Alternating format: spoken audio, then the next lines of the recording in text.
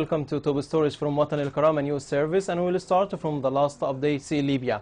After consultation with all the Libyans participating in the national dialogue, Bernard on the UN Special Envoy for Libya announced that Libyan unity government could be unveiled today following months of negotiation.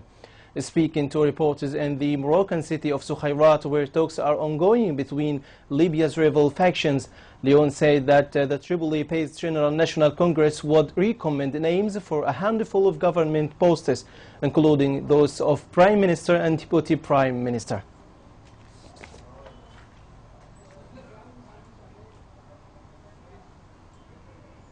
The spokesman of Libyan Parliament, Faraj Bouhashim, said that the Parliament will not sign on any new draft after the first one.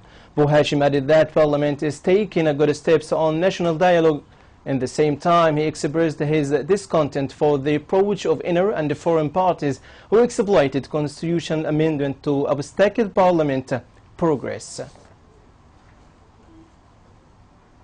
Member of Libyan National Dialogue Abu Bakr Bouaira said that the unity government and the political agreement are now related to terrorism fight.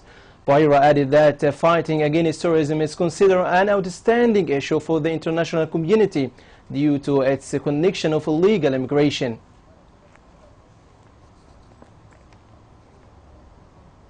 The leaders of France and Germany called on European Union member states to put their difference behind them as they tackle the refugee crisis, urging the EU to show unity in the face of the biggest migratory influx witnessed in Europe for generations.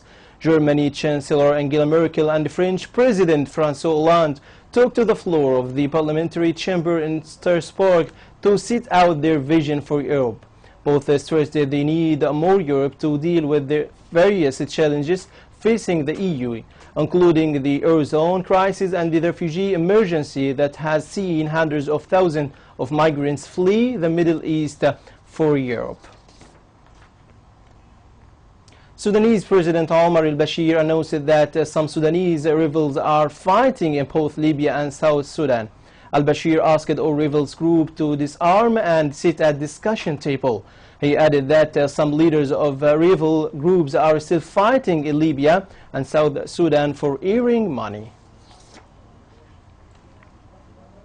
Libyan Air Force has launched strikes against terrorist Daesh group in Derna. The spokesman of Omar al-Mukhtar Operation Room said that aircraft target terrorist Daesh group in Al-Khatba and Wadi al-Hussein area. He added that Air Force launched airstrikes against terrorist Daesh group in Al-Rubama district as well.